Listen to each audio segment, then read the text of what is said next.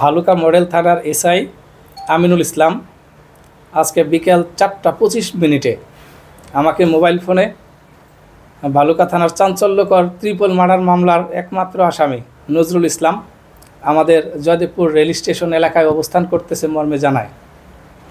সংবাদ পেয়ে সাথে সাথে আমি আমার এই ফাঁড়িতে কর্মরত সকল অফিসার ফোর্সকে নিয়ে আমাদের জয়দেবপুর রেলওয়ের চারদিকে মুভ করি এবং আমিনুল ইসলামের পাঠানো ছবি অনুযায়ী আমরা তাকে ফুটওভারের নিচে 1 নম্বর প্ল্যাটফর্মে দেখতে পাই এবং তাৎক্ষণিক আমরা তাকে আটক করি।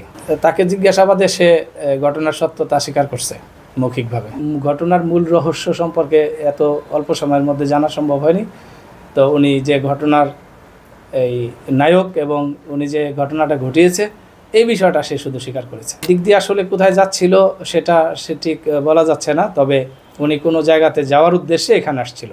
ট্রেনে উঠে হয়তো বা কোনো জায়গাতে চলে যেত, তার কাছে কোনো টিকিট কিংবা কোনো ডকুমেন্টস পাওয়া যায়নি।